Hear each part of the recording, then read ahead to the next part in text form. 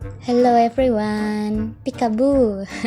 Assalamualaikum, namaku Atiki Sekomatulayati. Dalam video ini, aku akan memenuhi tugas mata kuliah Deteksi Dini Tumbuh Kembang dan Kesehatan Anak. Dan materi yang akan saya bawakan adalah MPASI dan Gizi Seimbang. Ayo disimak ya, pertama-tama MPASI dulu. MPASI adalah makanan pendamping yang mudah dicerna yang diberikan kepada bayi selain ASI ketika ASI sudah tidak dapat lagi mencukupi nutrisi untuk tumbuh kembang optimalnya. Nah, waktu pemberian MPASI ini jangan terburu-buru ya, karena para ahli sudah menyarankan bahwa pemberian MPASI itu bisa dimulai sejak usia 6 bulan. Alasannya, karena pada saat usia 6 bulan, tubuh bayi sudah dapat mencerna MPASI dan perkembangannya juga sudah mulai terkoordinasi sehingga bayi sudah mampu menelan makanan pada saat itu. Selain dari segi usia, ada tanda-tanda lain bahwa bayi itu sudah mulai bisa menerima MPASI. Di antaranya adalah si kecil sudah dapat menunjukkan ketertarikan terhadap makanan lain. Lalu, koordinasinya sudah mulai berkembang baik ditendangi dengan kepalanya itu sudah mulai tegak dan si kecil juga sudah mampu membuka mulutnya dengan lebar ketika disodori sendok. Kebutuhan MPASI ini berbeda-beda setiap tahapan usia karena setiap bertambah usia bertambah pula kebutuhan nutrisinya. Nah, menu pembagian MPASI ini dibagi menjadi 3 kategori. Yang pertama adalah usia 6-9 bulan, yang kedua 9-12 bulan, dan yang ketiga 12-24 bulan. Nah, sementara dalam video yang saya buat kali ini, saya akan memilih satu rentang usia saja, dan yang saya pilih adalah usia 6-9 bulan. Kebutuhan bayi pada usia 6-9 bulan ini diantaranya, di sini mungkin ada beberapa yang masih asing ya dengan kata sumber hidrat arang. Sumber hidrat arang itu nama lain dari karbohidrat ya. Nah, jenis-jenis dari karbohidrat ini misalnya beras, beras merah, kentang, dan lain-lain. Golongan sayurnya itu antara lain bayam, kangkung, labu kuning, buncis muda, jagung manis, jamur merang, kacang kapri, dan wortel. Sementara untuk golongan buah-buahannya antara lain mangga, jambu biji, melon, pir, apel matang, dan lain-lain. Untuk golongan protein hewaninya ada dari daging sapi, ikan, ayam, telur, dan lain-lain. Sementara dari protein nabatinya itu tahu, tempe, atau kacang-kacangan. Sumber lemak ini misalnya minyak sayur, santan, margarin atau mentega, dan lain-lain. Nah, itu dia daftar-daftar serta jenis-jenis makanannya.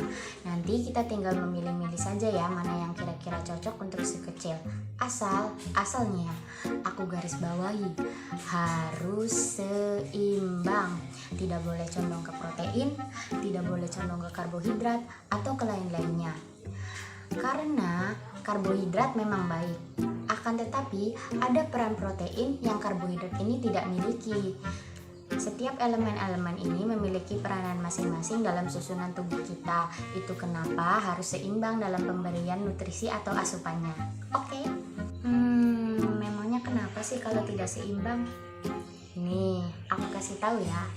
Ada beberapa jenis-jenis makanan yang tidak boleh dimakan secara bersamaan. Nah, beberapa kategori dan alasannya ada pada penjelasan sebagai berikut. Telur dan daging. Telur dan daging ini mengandung protein yang tinggi.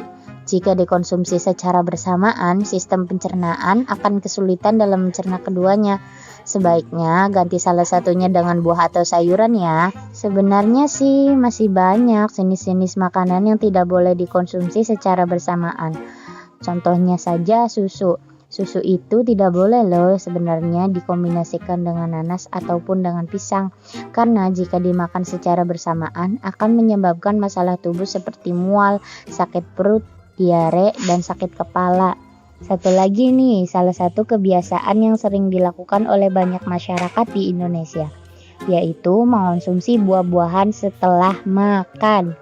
Memang, buah dapat dicerna dengan cepat dalam sistem pencernaan, Namun, kandungan lemak, protein, dan karbohidrat dari makanan besar yang dikonsumsi sebelumnya memerlukan waktu yang lama untuk dicerna. Gula dari buah yang bertahan terlalu lama di dalam lambung bisa berfermentasi dan menyebabkan masalah pada perut. Bahan-bahan MPASI yang aku gunakan, yang pertama kentang sebagai karbohidrat, lalu ada telur sebagai protein, dan yang selanjutnya adalah wortel sebagai sumber vitamin dan mineral. Tapi sebelumnya kita simak fungsinya terlebih dahulu yuk. Yang pertama adalah sebagai sumber energi utama bagi tubuh. Energi tersebut dibutuhkan mulai dari bernapas hingga aktivitas tubuh yang lebih intens seperti berlari. Nah, kentang yang perannya sebagai karbohidrat di sini bermanfaat sebagai sumber energi yang baik. Kentang mengandung karbohidrat kompleks yang berguna untuk menyehatkan pencernaan, meningkatkan daya tahan tubuh, membuat perut kenyang lebih lama, dan meningkatkan fungsi otot serta saraf. Fungsi protein bagi tubuh mulai dari sumber energi, membentuk berbagai enzim dan hormon, hingga mendukung sistem kekebalan tubuh. Maka dari itu, memastikan kebutuhan protein harian sudah tercukupi dengan baik adalah hal yang penting. Protein bagi tubuh diperlukan dalam pembentukan tulang, otot, tulang rawan, kulit, dan darah. Protein juga membangun, memperkuat, dan memperbaiki atau mengganti jaringan tubuh. Telur yang kaya akan protein ini memiliki manfaat sebagai sumber kolesterol yang baik, meningkatkan fungsi otak, mendukung kesehatan jantung, membantu pembentukan sel darah merah, membantu pertumbuhan tulang yang optimal, meningkatkan imunitas tubuh, dan menjaga kesehatan mata serta kulit. Energi berasal dari karbohidrat, lemak, dan protein. Keduanya berperan penting dalam proses pertumbuhan dan metabolisme tubuh. Nah, wortel yang aku gunakan ini merupakan jenis vitamin mineral yang kaya akan nutrisi. Wortel mengandung berbagai jenis zat nutrisi yang sehingga wortel itu memiliki banyak manfaat, antara lain menjaga kesehatan mata, meningkatkan imunitas tubuh, serta baik untuk otak. Nah, sekarang kita masuk pada proses pembuatannya ya. Pertama-tama kita harus mengupas semua bahan-bahan dengan bersih terlebih dahulu. Setelah dirasa sudah terkupas semua, kita bersihkan dengan air mengalir. Potong-potong kecil kentang sebelum direbus agar teksturnya lebih mudah untuk lunak. Sementara untuk wortelnya kita hanya potong menjadi 2 bagian saja ya. Setelah sudah dipotong-potong, kita rebus kentang dan wortelnya dalam air yang mendidih. Sambil menunggu kentang dan wortelnya matang, aku akan menyikapi telurnya terlebih dahulu dengan cara didadar. Nah, kalau sudah berbuih seperti ini berarti sudah matang. Telur yang sudah matang pun kita masukkan ke dalam mangkok kecil, lalu kita susun sedemikian rupa bentuknya. Hancurkan potongan-potongan kecil kentang yang sudah matang dengan menggunakan sendok. Pastikan sudah hancur dengan baik ya, karena tekstur sangat mempengaruhi. Tekstur MPASI yang baik untuk 6 bulan pertama adalah tidak terlalu kental dan tidak terlalu cair seperti air. Setelah dirasa teksturnya sudah cukup baik, masukkan kentang yang sudah halus ini ke dalam mangkuk yang sudah berisi telur dadar. Sementara untuk wortelnya kita potong-potong kecil seperti ini ya. Nah, lalu potongan-potongan kecil wortelnya kita susun memutar melingkari mangkuknya seperti ini. Mohon maaf jangan salpok sama kukuku ya, itu bukan kena pasir atau kotoran kuku, tapi itu tadi bekas mengupas kentang jadi hitam seperti itu. Nanti kalau sudah melingkar seperti ini, kita kasih mata dan mulut pada tengahnya, tapi aku lupa memvideokan, maaf ya. And finally, this is the finish. Sudah jadi makanan MPASI-nya, wujud terakhirnya seperti ini ya. Gizi seimbang adalah makanan sehari-hari yang mengandung zat-zat gizi dengan jenis dan jumlah yang sesuai dengan kebutuhan tubuh, dengan memperhatikan prinsip kebersihan, aktivitas fisik, berat badan ideal, keanekaragaman atau variasi makanan. Jika kelebihan gizi akan menjadi masalah, maka kekurangan gizi pun akan menjadi masalah. Berikut adalah konsep gizi seimbang. Makanan yang dikonsumsi memenuhi unsur-unsur zat gizi yang lengkap, yaitu karbohidrat, protein, lemak, vitamin, mineral, air, dan serat dalam jumlah cukup, tidak berlebihan dan tidak kekurangan, dan sesuai untuk kebutuhan tubuh. Sama halnya dengan MPASI, gizi seimbang anak usia dini ini juga memiliki kategori pembagian menu yang berbeda-beda, yang terdiri dari anak usia 2-3 tahun atau usia playgroup dan 4-6 tahun atau usia taman kanak-kanak. Pada gizi seimbang ini pula, saya memilih satu rentang usia saja untuk dipraktekkan bagaimana cara pembuatan makanannya, dan yang saya pilih adalah pada rentang usia 4-6 tahun. Berdasarkan angka kecukupan gizi atau AKG tahun 2013 yang dikeluarkan Kementerian Kesehatan Republik Indonesia, kebutuhan energi anak usia 4-6 tahun adalah 1.600 kalori dalam sehari. Untuk mencukupi angka tersebut, asupan karbohidrat dan protein tidak boleh dilewatkan.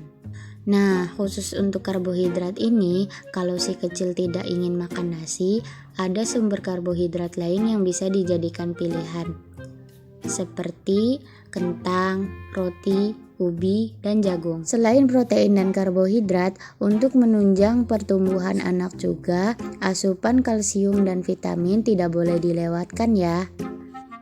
Agar gizi seimbang ini terlaksana dengan baik, frekuensi makan 3 kali sehari dan makanan yang disajikan tentunya memenuhi kelengkapan zat gizi dalam jumlah cukup dan bervariasi. Bervariasi di sini maksudnya tidak monoton ya. Ini aku contohkan bagaimana menunya. Bila diambil telurnya, kita ganti dengan protein lain seperti ikan. Bila diambil wortelnya, kita ganti dengan vitamin lain seperti tomat. Tujuannya adalah agar si kecil tidak bosan. Oh iya, asupan cemilan juga dibutuhkan loh dalam rentang usia ini. Akan tetapi pemberian nutrisi berupa cemilannya diberikan pada waktu jeda makannya saja ya. Anak juga perlu diawasi agar tidak sering-sering jajan di luar setiap hari. Selain syarat-syarat tadi, gerak fisik atau olahraga yang cukup juga diperlukan untuk menunjang keberhasilan gizi seimbang ini. Akan tetapi, tidak disamakan dengan cara olahraga orang dewasa ya. Bukan yang seperti ini, bukan juga yang seperti ini, ataupun aktivitas yang terlalu berlebihan lain seperti ini. Bagi anak usia dini, aktivitas seperti melompat-lompat kecil atau berlari-lari kecil, serta gerak fisik seperti menari atau senam dengan ringan itu sudah sangat cukup ya. Sekarang masuk ke proses menu pembuatan gizi seimbang yuk. Aku akan membuat sop. Pertama-tama kita cuci dulu sayurnya dengan bersih. Lalu kita potong. Cring, sudah terpotong. Lalu kita rebus semua sayurnya ke dalam air yang mendidih. Kita tambahkan penyedap rasa sedikit saja, jangan banyak-banyak. Sambil menunggu sayurnya matang, kita siapkan nasi dulu yuk. And yep, sayurnya sudah matang. Sekarang tinggal kita susun di sini. And yep, ini rupanya setelah aku hias. Ini samping-sampingnya itu dari tomat ya. Tomat itu sebagai sumber vitamin. Lalu di sini di tengahnya ada sawi. Sawi itu sumber mineral yang mengandung serat dan zat gizi. Lalu nasinya sebagai karbohidrat. Selanjutnya aku tambahkan protein melalui ayam. Aku juga menambahkan bawang goreng supaya lebih enak dan menarik. And voila, this is the final look. Selamat mencoba. Hup, ya selesai deh videonya.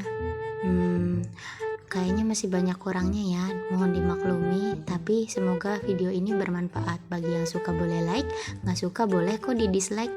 Thank you for watching and stay healthy for everyone. Assalamualaikum warahmatullahi wabarakatuh. Sayonara.